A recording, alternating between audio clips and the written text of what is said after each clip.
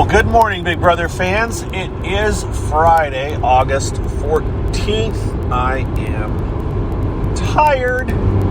I was up kind of late. Let's talk about Big Brother. Then we'll talk about Sequester, since I played in Sequester last night. But I don't want to bore the Big Brother folks with my Sequester babbling.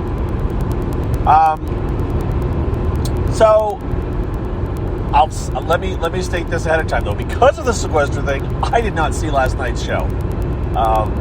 I have been reading online to see what the heck happened. I have, been checking the Twitter feeds and other things to kind of get a sense of what exactly the heck went on and where things stand. And so that's going to be my take on stuff. If I missed something obvious, apologies. I will catch up this weekend and get you caught up. But the vote to evict Keisha was 13-0. What does that mean? That means that all the people that were thinking of voting Kevin caved and decided that it was going Keisha's way, and they didn't want to be on the wrong side of the vote. So 13-0, out goes Keisha. Then they had a household competition. And it was an elimination competition where, two people go head-to-head and eliminate. Memphis wins the competition. So Memphis is the new head of household. That's kind of interesting because Memphis is kind of a bit of a wild card where we don't know quite exactly where he stands. And I don't think he knows quite exactly where he stands yet. And he's going to have to figure that out. And we're going to get to figure it out with him. He does seem to be tight with people like Cody seems to have his ear a little bit. Who all was he was talking to? Christmas, Nicole, not Nicole, Danny. Did I say Tyler? Maybe some Tyler. Gosh, I just think now that Memphis has had a household, I don't think any strong alliance, anything that was even a strong alliance, is necessarily going to be what he sticks with. I do kind of wonder if he's going to kind of take things in his own hands now and be like, all right, now that I'm in charge, I'm going to do what I want to do. As a matter of fact, one of the people he needs to be interested in targeting is Ian. And that's interesting because, I don't know. To me, Ian seems like not a major threat. He's not going to be forming a major alliance with anybody. He's not a leader. So, I think Memphis is just afraid because he knows that Ian has won before, and he figures it's a good target to put up. I don't know if it's really a super strategic move. But the other names that have been tossed around has been maybe putting Kevin back up, which that would be, that's the easy thing to do. Well, you've already been up once, so your name's already on people's mouths, lips, so let's just do it again. And then Davon and Bailey, which he sees as an alliance. They are an alliance. But I'm going to be straight up honest. You put up both Davon and Bailey, the optics are not going to be good for you, Memphis. It really would not be good to do that. So just bear it in mind. Whether or not they are a strong alliance, if you go after both of them, might not be the best idea. Hopefully, if Memphis is exploring this option in the diary room, someone in production will kind of go like, yeah, what do you think the America will think if the older white guy, first thing he does when he gets out of household is nominate two people of color in the house? Might not be the best optics. Week 2, where the theme going into this season is the people of color never get a chance and get voted out early. So I'm going to guess that that's not going to happen. I'm going to guess that Memphis will get a clearer head and realize that maybe that's not the best way. Now, if he went after one of the two of them, that's a possibility. But I think going after both Davon and Bailey, or David and Bailey, or David and Davon, all of those options, it's just not going to play very well. So hopefully he thinks about it. So most of the coverage last night seemed to be very little on Memphis and mostly a lot on Kesar and Janelle talking, their conversations and their analysis of what's going on. And frankly, they're not in charge right now. So, I mean, while it's interesting, I'm not as particularly concerned about where they think things are going right now. I just want to see where Memphis' head is at, because he's the one in control. I mean, the Kesar Janelle stuff is interesting from a perspective of, oh, this is what they're talking about, this is where they think things are at, but it's not really the person at the front of in charge of this week. It'll be interesting to see what happens today. Safety suite will be today as well. Memphis is encouraging everybody to play in safety suite. He wants to try to flush out as many people losing their shot at it as possible, which makes sense. And that could take a while today. So the feeds may be down for a good chunk of time, plus nominations. So, as has been a typical Friday in recent seasons with this other competition, I mean, we used to have food competitions on Friday too. Fridays are just a day where you kind of get that rush of, oh my gosh, we have a head household, and then the feeds stay down for half the day. So just be aware that the feeds will probably be down.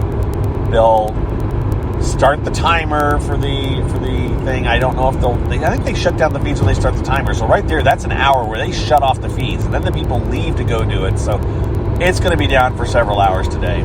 Then you'll have nominations. I have no idea who Memphis is putting up right now. I don't think anyone really knows. I mean, I've named some names, but I don't know when he gets talking what he's going to do. So that's where things stand right now. Don't forget Big Brother Gossip Show tomorrow. Trust me, I will be having my mind wrapped much better around where we're at now going forward. Someone gave me some grief online for not being 100% in sync with what's going on, and I frankly agreed. And it's a combination of real life. It's a combination of the time of the year, and real life including the time of the year. It's not as summer is much easier for me to really get sucked into Big Brother than right now. But it also was this other thing, which I will now go into talk about. And those of you that have no interest can tune out. But I will talk about Sequester for a few minutes. I played 2 Sequesters. I played one on Tuesday. And in that game, I went out third.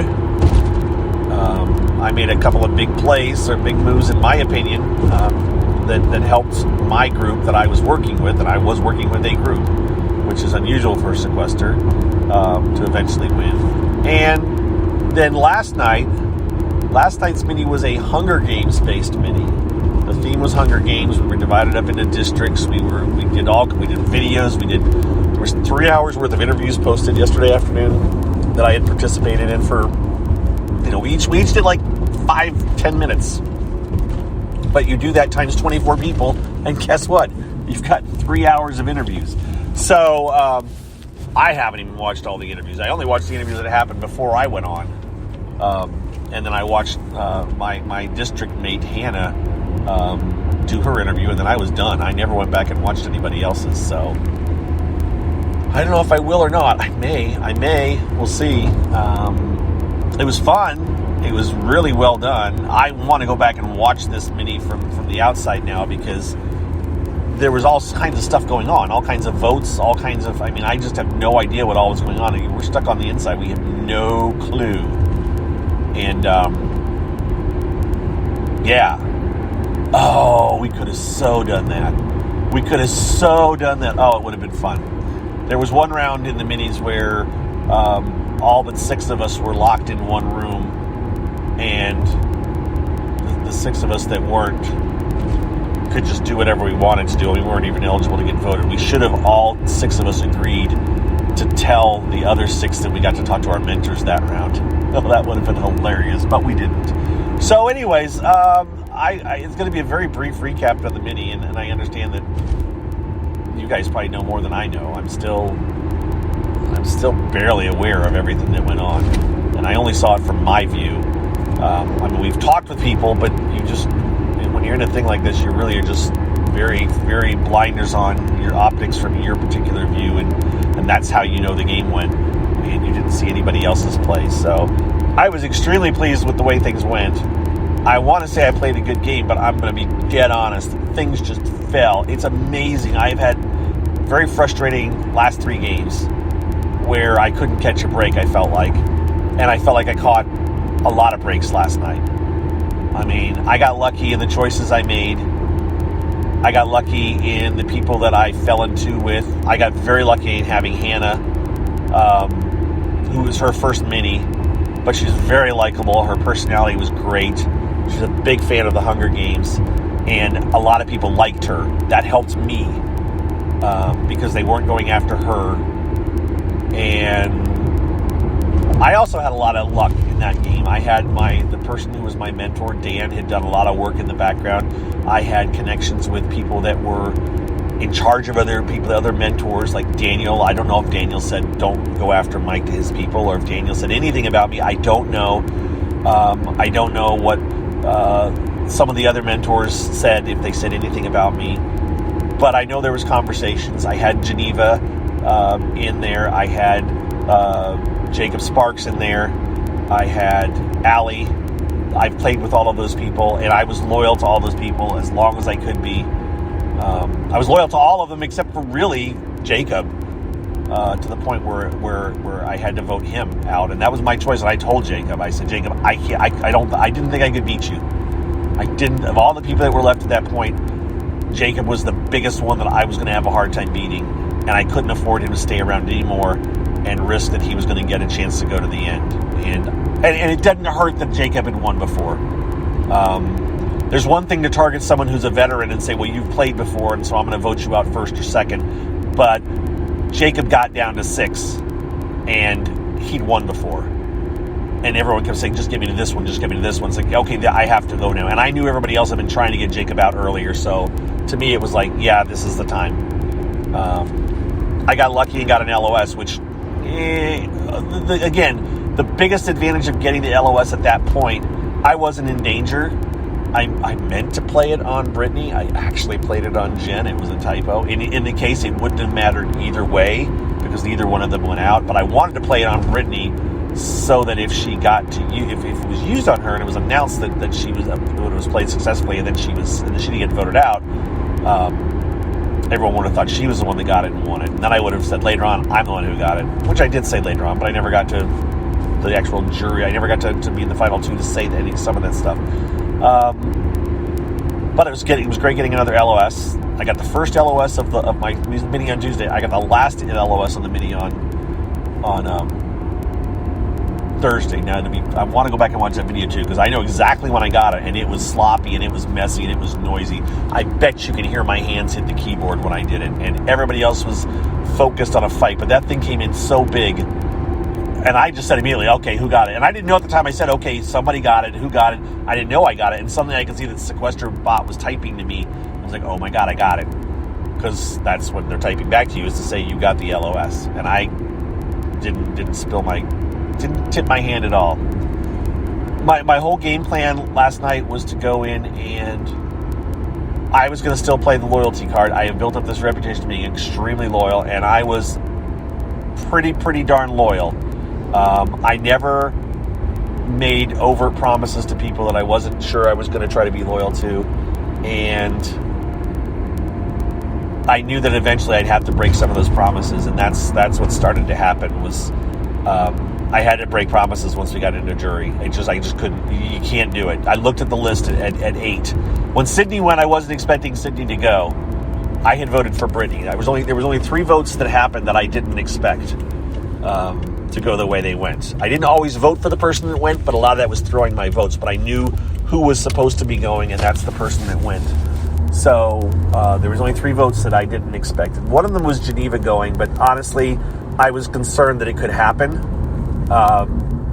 because it was her and Taylor. And Taylor, first timer versus someone who's won before. I thought, oh my gosh, these guys could easily, and she was seen as a big player. They could easily. So I said swing for the fences and try to take her out, and I knew it was a total possibility.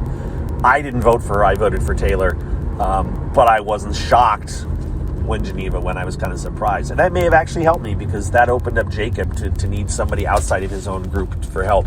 And got lucky a few rounds later when we fell in together and started working together. And I told Jacob, I said, I was solid with Geneva, and so you don't have her anymore, and I don't have her anymore, so I will be solid with you. And that was true. And that was my intention. And Jacob loved Hannah.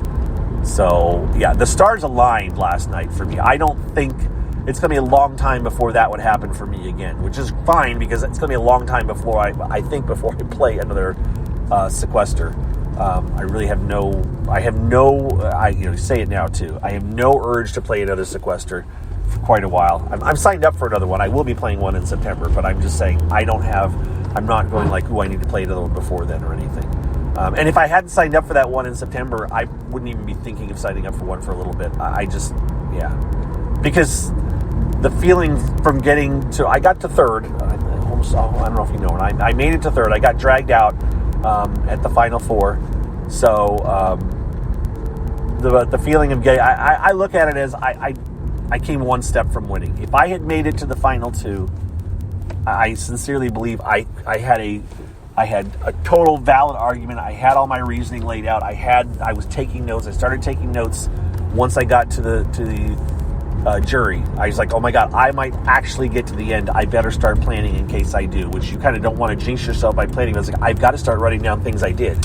I have to start writing down things I did. So I started writing down, did this. I said a couple of names right before the vote, and they got voted out. I'm not saying I'm the sole person responsible, but as I said, I only missed 3 votes. I didn't know Sydney was going to go when she went.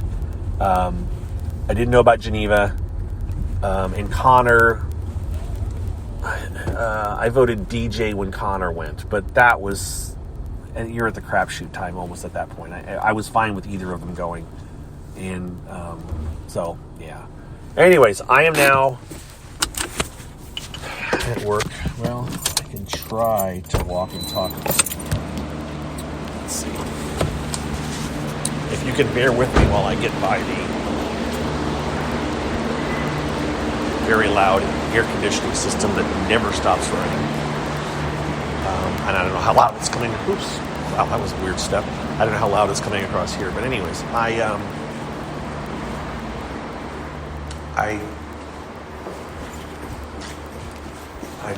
let's talk about the very end. So the very end, I thought I could have made it. Unless I see a coworker coming out the door here. I may see a coworker and have to talk to them. My whole thing, the final four, it came down to, myself, Allie, Jacob, and Jen. And we had formed a final four with Hannah, Jen, Jacob, and myself back at about 12. And Hannah just had to go at one point. It was a weird, I said it was like a Sophie's Choice moment. I had to vote for somebody, and whoever went, I didn't care about the person I was voting for, but I knew their partner was going to hurt my game, or I was going to lose an ally. And being as Hannah and I were the only pair left in the game, I knew that was putting a huge target on both of us. They would want to break that up. And so at that point, my partner was Brittany, and so I felt safe with her, and I didn't think she was as big of a target as I was. And so Drew was with Hannah, and Drew's name had been out a lot, and so I decided that I had to vote, or I had to let the vote be Drew. I didn't vote Drew. I actually voted Jen, but I kind of knew that Drew was getting the vote, which meant Hannah had to go. And she did. Turns out Hannah in that round voted for me, which I didn't know, which I'm amused at afterwards. But it was one of those moments of, okay, well, you have to be willing to cut somebody, and that was what I had to do. I went into this game saying, I'm known for my loyalty, and I'm going to be as loyal as I can, but once I hit jury, I've got to start either breaking promises or not keeping promises, however you want to look at it. And when I looked at that jury list, once Sydney went, I looked at the list, and I'm like, I've been working with all of these people quite a bit. I hadn't really talked to Sydney.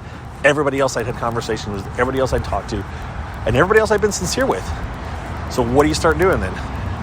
And anyways, so in the final four, and I got to wrap this up, didn't have. The problem is that Jen was solid with Jacob and Allie. I was solid, I thought, with Jen, Jacob, and Allie, but obviously I wasn't as solid with Jen, and I didn't know Jen very well. I didn't know Jen at all. But I was willing to ride with her because of Jacob. And we're going to wrap this up because I'm actually getting in my elevator. In the end, it came down to a wheel. And I was perfectly happy with the chance that Allie would go out on the wheel because I didn't think she would drag me. She told me afterwards she wouldn't have dragged me. And so if that had happened, it would have been me versus Jen or me versus Jacob. And I thought I had a shot versus either of them. And that's it, guys. I got to go. We'll talk more later. Thanks. Bye.